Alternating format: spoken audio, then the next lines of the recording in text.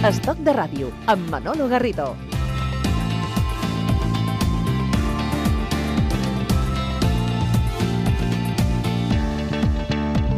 És un referent entre els corresponsals, un nom imprescindible al periodisme espanyol. És també l'únic espanyol que té una propietat immobiliària a Beirut. I l'hem aprofitat, la seva estada a Barcelona aquests dies, per poder conversar amb ell. Tomàs Alcoberro, corresponsal mític a Beirut, autor dels recents ¿Por qué Damasco? Y la noria del Beirut. Tomás, ¿qué tal? Bienvenido. Muchas gracias. Estoy contento de que me invites y me ha hecho mucha gracia esto que dices de que tengo propiedad, una propiedad en Beirut. Pagada. Aunque cuentas en el de esto que te costó más la gestión que el valor del inmueble. Sí. O sea, el empuje para que se regularizase la propiedad, lo explicas ahí en la noria de Beirut precisamente, ¿no? Es verdad. Precisamente cuando estábamos preparando la entrevista con Tomás, una compañera, miembro del equipo de Estoc de Radio, recuerda que cuando estaba estudiando octavo de EGB, allá por los años 80, le preguntó a su profesora, ¿qué pasa en Oriente Medio? Y recuerda que la respuesta de la profesora fue algo así como, este conflicto va para largo. Muy bien, tenía un sentido común muy claro. ¿Y seguimos en la misma situación, Tomás? O sea, ¿va para largo? Va para muy largo, sí.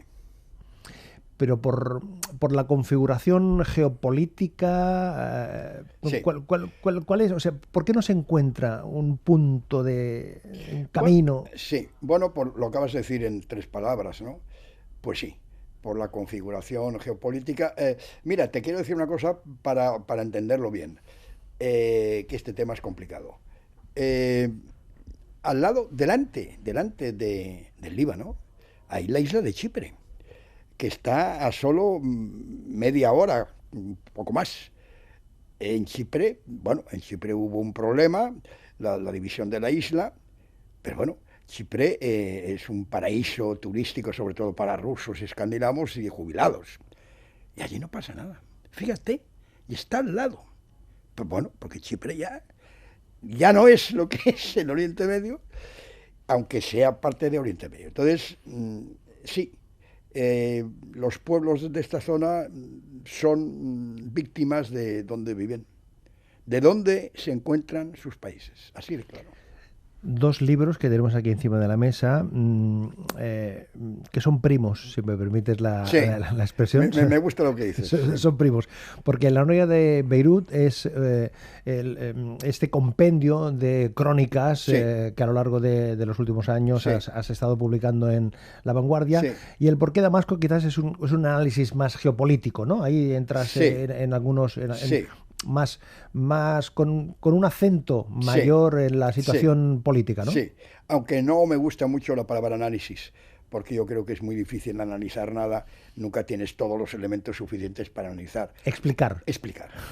Me gusta más. Explicar. ¿Qué ha pasado en Siria para que ya no se hable tanto en los medios de comunicación? Al menos en esta parte parece que ha desaparecido del menú comunicativo, ¿no? No ha desaparecido. Es decir, lo que ocurre es que evidentemente la virulencia de la guerra en Siria, gracias a Dios, desde hace un cierto tiempo ha disminuido, y en este momento lo que ha ocurrido es que hace un mes estaba bastante claro que habría la gran batalla final de Idlib, en el norte de Siria, al lado de la frontera turca, y esta batalla ponía el tema al rojo vivo, porque, para explicarlo rápidamente, porque, por ejemplo, si hubiera habido la batalla final de Idlib, que quiere el gobierno de Damasco, porque es el último reducto que le quedan los yihadistas, hubiera habido, además de la batalla, que hubiera quizá podido ocurrir algo parecido como lo de Alepo, que hubiera podido ser una batalla muy, muy encarnizada, la última batalla, hubiera habido otra cosa, hubiera habido otro éxodo de centenares de miles de sirios, que se calculaba incluso que pudieran haber sido, medio millón, así de claro. Entonces, yo creo que el gobierno ha tenido que renunciar por ahora a esta batalla final, porque Turquía y Rusia se pusieron de acuerdo un poco para que, por una parte, Rusia contuviera los anhelos para acabar la guerra del gobierno de Damasco, que se entiende que quiere acabar con este último reducto, y Turquía hiciera ver que no permitiría esta batalla final, sobre todo por el tema horrible que todo el mundo se estaba hablando ya desde hace meses. Se calculaba, como te digo, un nuevo éxodo espantoso. Y entonces esto ha sido lo que en este momento ha ocurrido, pero el tema está allí. ¿Hay un lado correcto cuando hablamos del conflicto de Siria, Tomás? Es decir, ¿podemos señalar una línea donde están los rebeldes y donde está la parte correcta?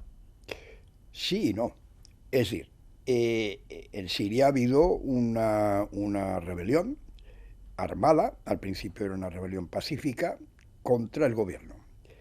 Entonces, la idea principal al principio era muy esquemática, que era una revolución que quería la democracia contra un régimen dictatorial. Esta fue la idea al principio. Las cosas se fueron complicando y luego ocurrió una cosa, para explicarlo rápidamente, todo esto es muy difícil. Ocurrió lo que algunos dicen que la revolución fue secuestrada, ¿no? O sea, parte de la gente que estaba con la rebelión contra el gobierno, contra el régimen, luego se les va un poco de las manos la situación, por lo que tú ya sabes, porque vienen los grupos más radicales, más bárbaros, yo los llamo siempre los bárbaros del Islam. No es que sea el Islam bárbaro, ni mucho menos, pero sí que hay bárbaros en el Islam, que son los que se apoderan prácticamente de la fuerza de la rebelión y hacen cambiar totalmente de giro la situación. Es decir, que los grupos que al principio podríamos decir que, bueno, pues querían un cambio más democrático del gobierno, luego se convierten, como tú sabes muy bien, en elementos enormemente crueles, peligrosos, amenazadores, que son la gente del Estado Islámico y otros grupos afines. Hace un tiempo tuvo la oportunidad de encontrarse con Al-Assad. Sí. ¿Qué recuerda de ese momento? Bueno, la entrevista, perdón, la entrevista en sí, digamos que curiosa y rara y... Con historia sí, historia alrededor, sí, ¿no? y un poco excitante en cierto modo. Contaré, por ejemplo, que lo primero que ocurrió es que el servicio de prensa de la presidencia siria me dijo, bueno, ahora va a ver usted el presidente, pero no puedo entrar ni con máquina de fotografiar, ni con grabadora, ni con bloc de notas. No. Pura memoria. Sí. Entonces yo dije, bueno, y dice, no, esto es la cosa. Y entonces me dijeron, todo va a ser grabado por nuestro servicio y se lo enviaremos a usted al correo electrónico que usted diga. Ah, amigo. Y yo tenía muchas dudas de que la cosa fuera así. No, enviaron todo el material al correo electrónico, el texto completo e incluso las imágenes. Ya que hablamos de estos líderes singulares, por llamarlo de alguna manera, ¿con Saddam Hussein, con Mubarak, con Ben Ali, se vivía mejor? Evidentemente. ¿Sí? Sin ninguna duda. Sin ninguna duda. Pero hablamos de personajes... No, ya está, ya se lo digo, sin ninguna duda. Esto ahora ya no es tema de conversación. Claro que sí. Claro que sí.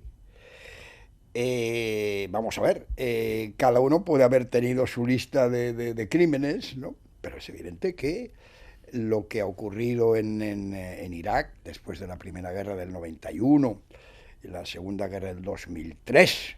Ha sido una barbaridad. Es decir, la cantidad de muertos que ha habido, es decir, que los muertos que podían haber sido producidos o provocados, por ejemplo, por Saddam Hussein, sobre todo contra los kurdos o chiitas, lamentablemente se han multiplicado por todos los muertos debidos a la intervención americana que destruye el país, destruye el Estado y desemboca en una guerra interna que yo no diría que esté acabada tampoco. Bueno, ya sabe usted, sobre todo entre los sunitas y chiitas y los kurdos por otro lado. No hay duda que con Saddam Hussein los iraquíes vivían mejor. No hay duda que con el presidente Mubarak los egipcios vivían mejor. No hay duda que con el anterior presidente Ben Ali los tunecinos vivían mejor. No hay duda de que antes del conflicto y de la guerra en Siria los sirios vivían mejor. Y si nos planteamos fijar la cuota de responsabilidad de esta situación en la que estamos ahora, en la que están estos pueblos, estos países, ¿más responsabilidad de los norteamericanos que de la Unión Europea? Vamos a ver. Lamentablemente, la Unión Europea en Oriente Medio, empezando por el conflicto clásico Israel-Palestino, usted sabe muy bien que no pinta nada. Israel esto lo ha dejado claro desde el principio. Aquí únicamente son los Estados Unidos, que evidentemente tenemos una relación excepcional, que tiene algo que decir. Políticamente, la Unión Europea en el conflicto palestino-israelí no pinta nada y económicamente lo pinta todo, porque usted supongo que sabe que la Unión Europea es la que mantiene la burocracia palestina, paga la autoridad nacional, les da subvenciones. Pero en el campo político no pinta nada.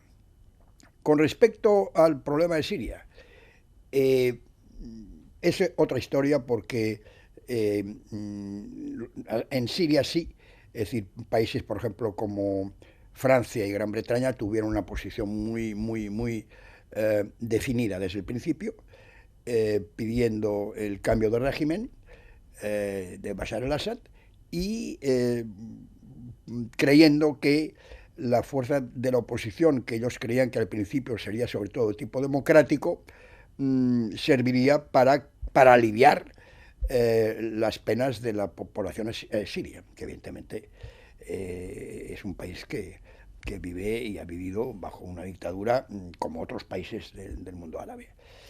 Y luego, como usted sabe, la gran revelación, por así decir, del conflicto sirio ha sido el retorno a marcha forzada, no tan forzada, pero bueno, con platillos, bombos y tal, de Rusia.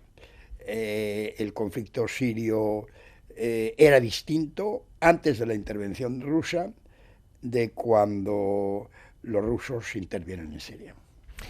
Lo de la primavera. Sin los rusos, evidentemente, el régimen sirio posiblemente no hubiera podido ganar terreno a sus enemigos. Así de claro. Si recordamos, Tomás, la primavera árabe, esto se ha convertido más que en una primavera en una tormenta. Mire usted, yo la primavera árabe yo nunca creí con la primavera árabe, y entonces hay gente que me criticaba. Bueno, y ahora claro, sería ahora muy largo explicar la primavera árabe y por qué y no. Mire usted, hay una cosa que a mí, como ciudadano contemporáneo, me revienta, que es la ingenuidad, que es la idea de que el pueblo de pronto hace algo. Bueno, el pueblo se mueve porque hay élites y grupos que lo hacen mover. Entonces, la idea inicial de la primavera árabe era muy angelical, ¿no? Y entonces todo el mundo tenía que estar de acuerdo con eso. Es decir, es un pueblo que se levanta contra la opresión, contra la dictadura. Bueno, muy bien, muy bien. Pero bueno, ¿quién está detrás? ¿Quién mueve las barajas? ¿Quién ¿Quién utiliza la desinformación? Bueno, evidentemente, más que el pueblo, pues bueno, son grupos, o en el caso de la Primavera Árabe, luego se ha sabido muy bien, por ejemplo, en el caso de Libia las cosas estuvieron claras casi desde el principio, fueron estados como Qatar y Arabia Saudita pues que querían acabar con el régimen de Gaddafi.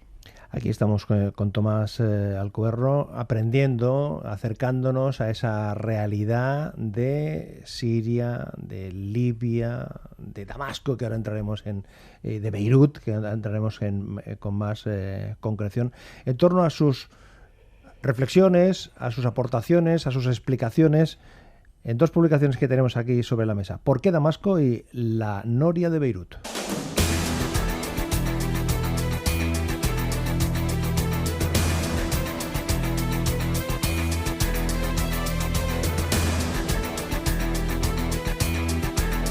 T'acompanya Estoc de Ràdio.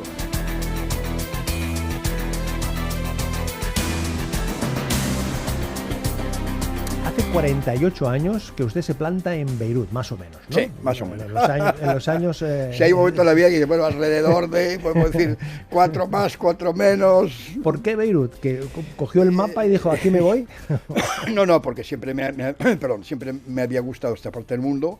Grecia, Chipre, Turquía, el Líbano, y me había gustado como persona, es decir, yo no soy, a mí Estocolmo, pues francamente, nunca he estado en Estocolmo y no me dice nada en especial, ¿no? Entonces, bueno, no sé si es esto del Mediterráneo, que es también un mito, es decir, bueno, porque Barcelona es una ciudad, porque Cataluña, porque España. Pero el hecho es que yo, en fin, siempre me ha gustado más esta parte del mundo, y luego también me gustó otra parte del mundo que ya verá que no tiene nada que ver con esta, que era el Caribe. El Caribe. Sí. Sí, bueno, no tiene nada que ver el Caribe. Quizá, hablando rápidamente, quizá en el Caribe me hubiera divertido más. Pero bueno, sí.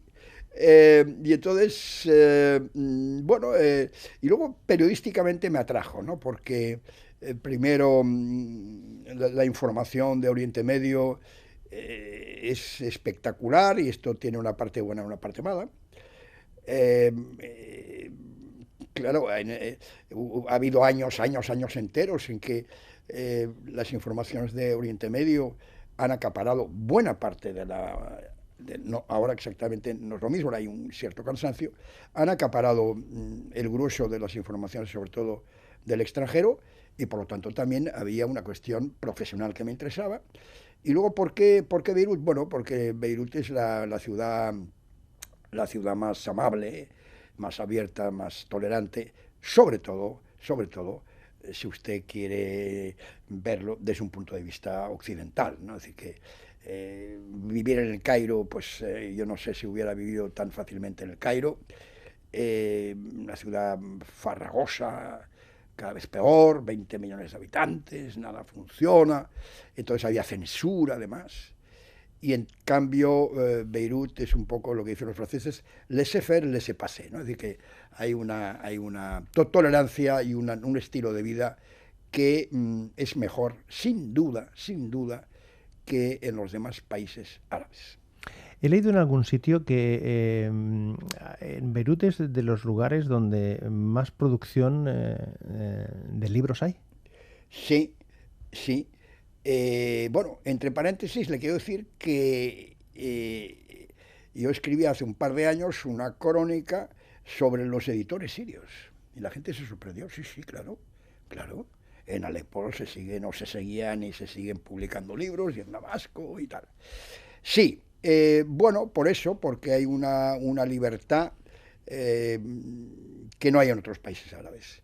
Entonces, se considera las dos ciudades más importantes en la edición, sería Beirut y el Cairo. Yo creo que Beirut lo es más en el sentido de que hay más editoriales y hay más libertad, pero claro, lamentablemente con las primaveras árabes una de las malas consecuencias de las primeras árabes es que todo esto ha bajado mucho, ¿no? Es decir, ha bajado, piense que un libro que se considere que más o menos no va mal, en un mundo árabe que no sé si hay 200 o 300 millones de personas, le voy a sorprender, podría ser 3.000 ejemplares. Sí, lamentablemente esto es así. Y bueno, y en Beirut hay una tradición, sí, hay una tradición de editoriales y de periódicos. En Beirut, yo creo que Beirut debe ser la capital del mundo, mire lo que le digo, la capital del mundo, no conozco todas las capitales, pero bueno, donde hay más diarios. Hay 13 diarios cada día en Beirut. Diarios, diarios. Entonces, claro, esta tradición, esta cultura, esta apertura es típicamente libanesa, no existe en los demás países árabes. Desde la perspectiva de un ciudadano de Cataluña o de cualquier otro punto de España, ¿cómo le explica que uno tenga casa en Beirut? Es decir, no tiene casa en la Dominicana, o sea, como decíamos antes. Ahora digo que quizás me he equivocado, porque estoy seguro que en la Dominicana me divertiría más. Es decir, en una zona de conflictos, es decir, ¿cómo le explica? Bueno, son las situaciones, ¿no? Es decir, que en primer lugar yo he estado siempre me he sentido muy unido a esta ciudad, hasta el punto de cuando a mí me enviaron de corresponsal a París, y ahora se va a sorprender, no estaba nada contento. Sí, porque normalmente los corresponsales están un tiempo y están un tiempo. Sí, bueno, entonces se considera, por ejemplo, que las ciudades estas, o se consideraba que Londres, París, Washington, ¿no?, eran más importantes como una carrera, ¿no? La verdad es que, bueno, yo soy francófono de toda la vida y proustiano y todo lo que quiera. Conozco desde hace mucho tiempo la vida y estuve en la Revolución de Mayo del 68 en París y no me gustó, porque sabía que aquello no. Y estuve también en Grecia, y en Atenas en aquella época era una ciudad bastante provinciana. Y lo que quería era volver a Beirut. Entonces, bueno, por lo que sea, porque he tenido suerte, porque ni me han matado ni me han secuestrado y porque he vivido una vida interesante, he conocido gente que me ha ido bien y he estado bien. Me estaba contando Tomás Alcoberro que una decisión muy fresca es que la ciudad invitada en las fiestas de la Merced del año que viene, del año 2019, ya está decidida. Sí, va a ser Beirut. Hombre. Yo estoy muy contento. Bueno, porque yo soy ciudadano de Barcelona y Beirut, y esta es una cosa que, bueno, que a mí me ha llenado de satisfacción, en el sentido que hay que intentar ayudar a esta ciudad, hay que intentar explicar esta ciudad, hay que intentar ver la vitalidad que tiene la gente de esta ciudad, a pesar de todo. Y esto me parece, la idea pues es que van a invitar a una serie pues, de artistas o de diseñadores o de cineastas, ¿no?, para dar a conocer esta ciudad que es tan difícil de conocer.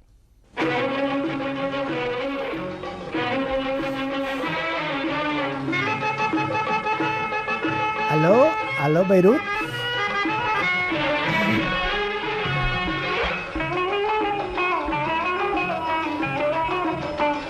Quien canta es Sabah, una de las protagonistas de una de las crónicas deliciosas que uno puede encontrar en la Noria de Beirut, donde explica Tomás Alcoberro la importancia artística, cultural, social que tuvo esta mujer.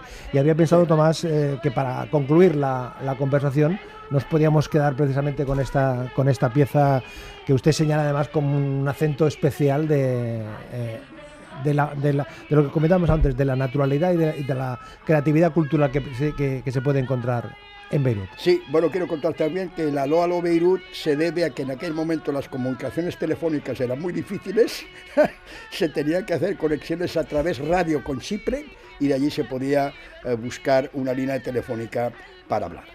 Pues dos propuestas de la gran capacidad creativa y de escritura que tiene nuestro protagonista, La Noria de Beirut y ¿Por qué Damasco?, con Tomás Alcoberro. Hemos pasado esta conversación deliciosa. Tomás, gracias por compartir estos minutos.